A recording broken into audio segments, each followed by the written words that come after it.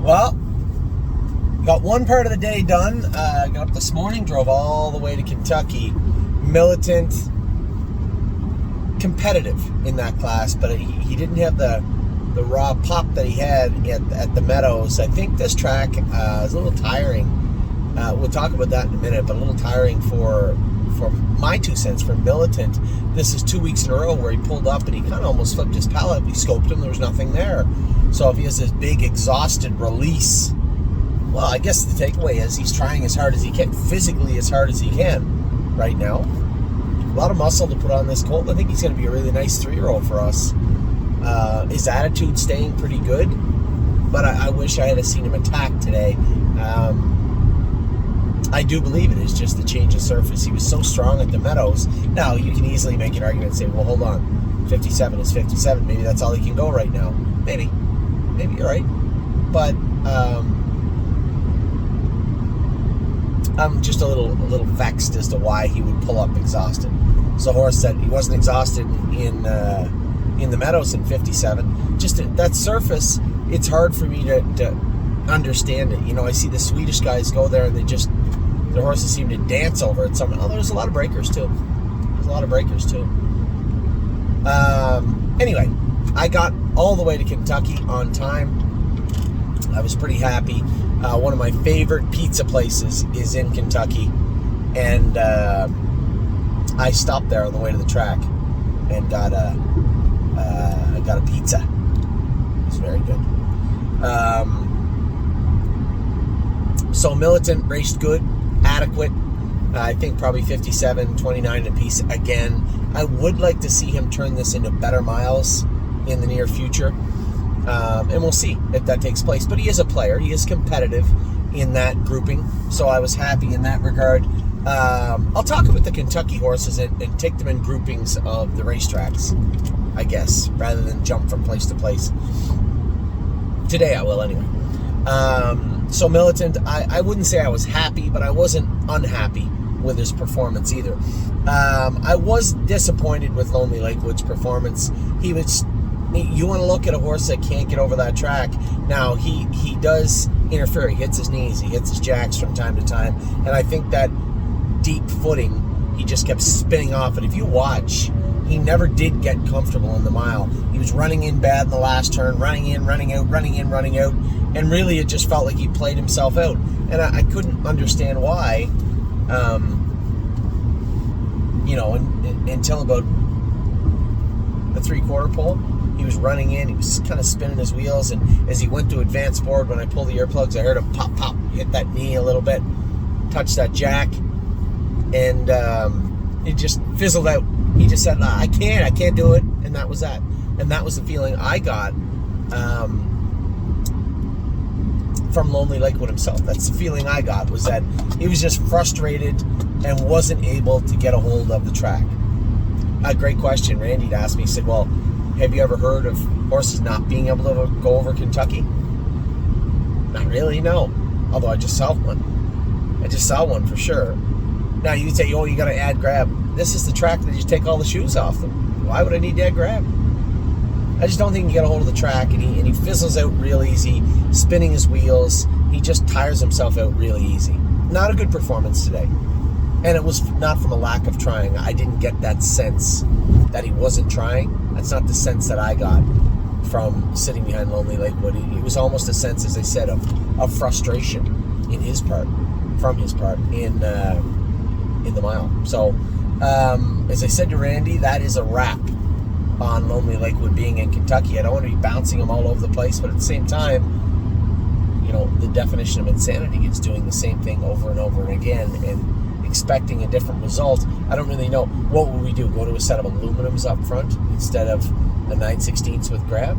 I don't see the massive benefit in that. Take the shoes off him. I don't see it. I think he enjoyed the rough dust setting of Pennsylvania. He raced okay his first start. I know after his first start, Scott said he was the best one of the PA group. If he'd have drove him today, he would have reversed that and said he's the worst one of the PA group. So, again, it just seemed like the colt was frustrated. We are going to take him home. I did purchase, as you know, Cupid Express, I saw her today. Good looking mare, looking filly. She's going to be entered for Friday in Northfield, so I asked Eric to train her tomorrow a couple of trips, and then we'll ship her to Ohio and race her on Friday night. I don't know where it's sitting. I'm a little surprised you guys didn't scoop up all those shares. I'm not going to make any threats. I don't have to, because once she's entered into Go, those shares will be locked, and they'll be mine.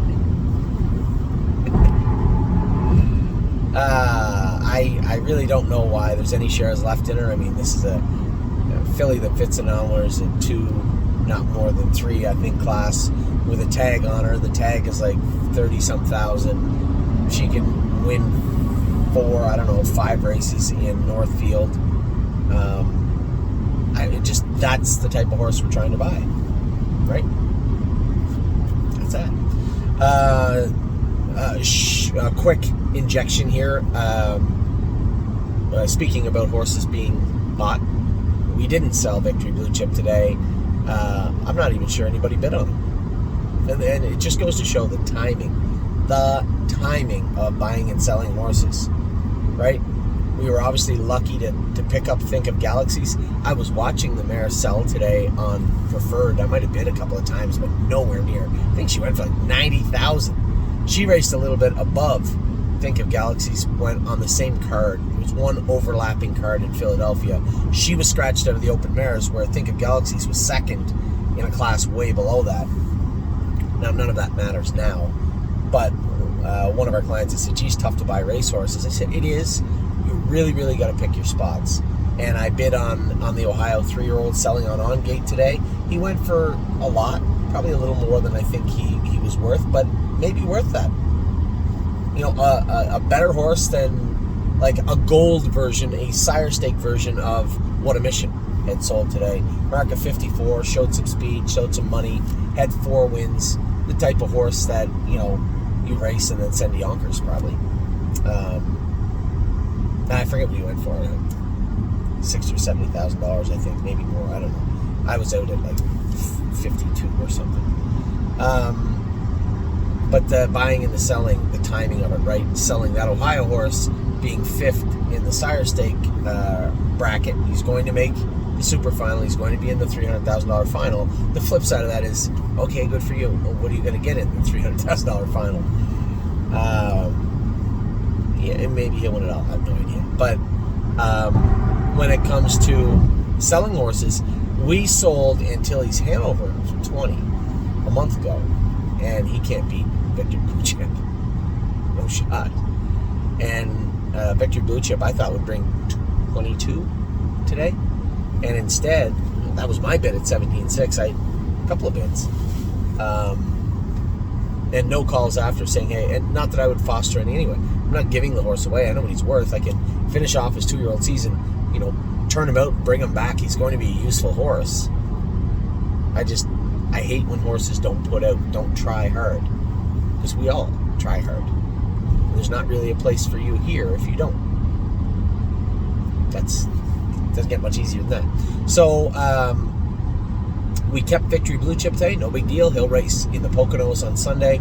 Lonely Lakewood is coming back on the load tomorrow morning with Cupid Express. Cupid Express will race at Northfield. Lonely Lakewood will continue on to Megan's. Instead of racing 3 horses on Sunday, we are going to race 5 horses on Sunday. Memory and Imagination in the Sire Stakes and the other 4 colts. Vaquero Blue Chip, Victory Blue Chip, Lonely Lakewood, and Activation will all race in the Stallion Series. So we got through Militant, Lonely Lakewood, Pickpocket. Now, I don't know what to think. First start, hobbles on Pickpocket. You know, here's a horse at 1 at 56 and 3 without them. But you always had to baby him and just kind of watch him, just be gentle with him. Well, the baby races are over. Now it's time to race. There's no time to be babying horses when you're trying to race for real money. And I just thought the way the Pickpocket raced last week, he would be more suited for no hobbles. Took the bell boots off him. I'll tell you what he did do today. He pounded the left wheel of the race bike. And the further we went, the harder he hit it. I don't really know what to tell you about that. you would think, oh, that must be soreness. He's not sore anywhere. He's sound as a dollar. I mean, the easy answer for that is get a bigger race bike, a wider race bike. We have one in Ontario, and I'm sure there's some down here also. Put a gating strap on him. I had the gating pole on him, and halfway down the lane, he's hitting that wheel, and I got right against him, and he's still striking it. My only concern is, if we go to a different bike, now you don't know where the hobbles go, and I don't plan on coming to Kentucky next week. Militant, a second, a fourth, and any sort of reasonable amount of money in any of the other divisions probably gets him into the final, and should be good enough. He should be able to pick up the pieces, that horse. He looked okay today. Militant looked great. Again, it's not like he needs the hobbles in a certain hole. This is where they go. They have to go here. No, just put them on. He's fine. And Arson Race good also. So those three will remain in Kentucky for now. Lonely Lakewood and Cupid Express will leave tomorrow. So those are those three. The rest of the day was great. 5 fish species looked good. Very good. I think it should be noted that I was indifferent to racing her in the Excelsior A. I wasn't for it. I wasn't against it. I was Switzerland. And Steve really pushed to race her in the Excelsior A. 1 check for Steve, 1 X for Scotty. That's the way it is. And that's the way it goes sometimes. I think you get in a habit of, you have what a horse can do in your head, and sometimes we forget. Even the people that are around them all the time, we forget that they can get better and better and better. Perfect example, even a 5-year-old, think of Galaxies. That was a lifetime mark in with maybe the toughest horses she's raced against. Well, I shouldn't say that, but one of the toughest groups she's raced against since she was 3. So sometimes you get locked into thinking a horse needs to do this or acts this way or is this good or is not that good, and then it can turn on you. I'm guilty of that, obviously. If you look back, there has been times when I was wrong about what a horse is or is not. It's only human nature. So in this regard, Steve, Jeff, very right. Scott, not so much.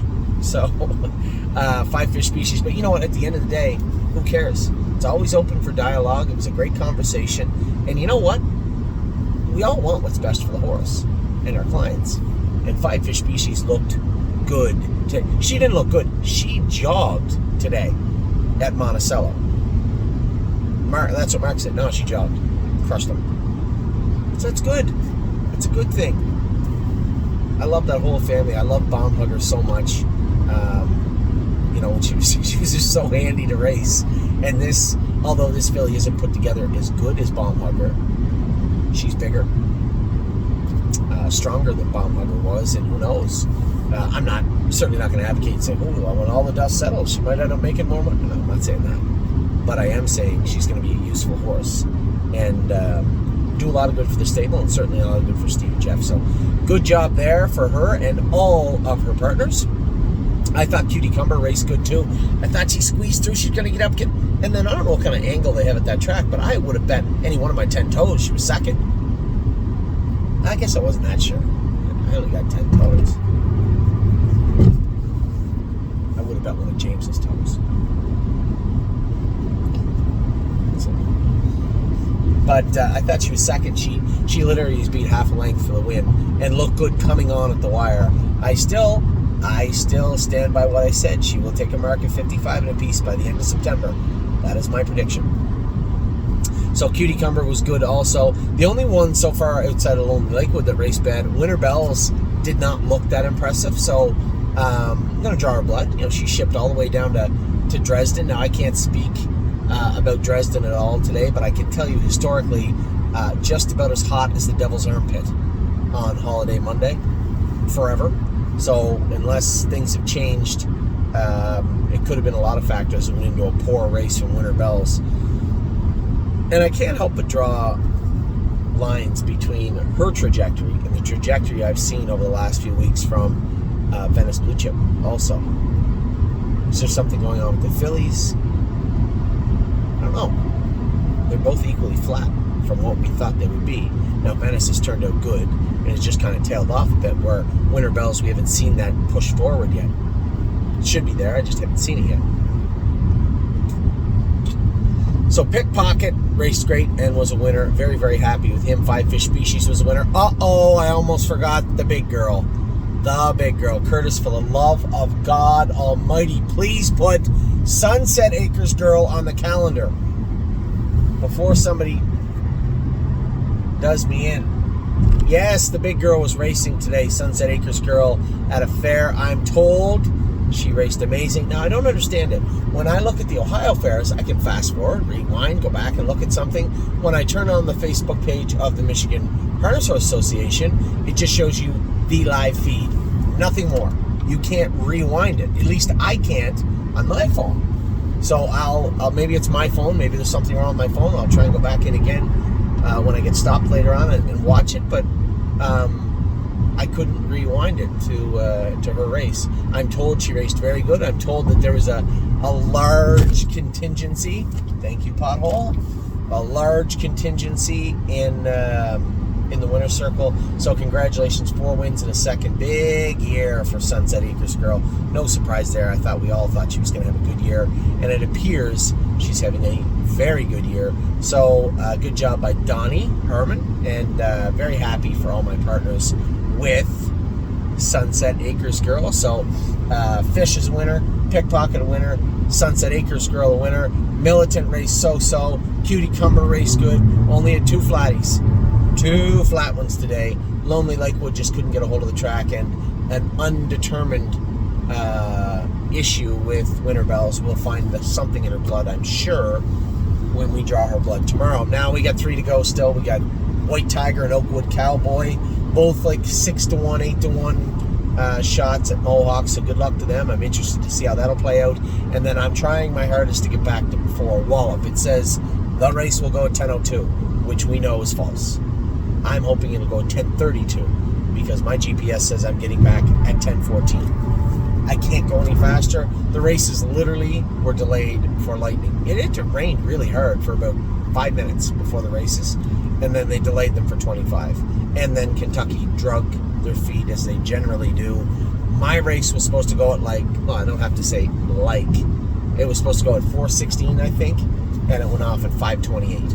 So I'm doing the best I can to get back to Northfield Park. I'm making good time. Yes, I am speeding. I'm not drastically speeding. And hopefully I can make up enough time to get there on time to drive this horse. So we're having a great start to the day.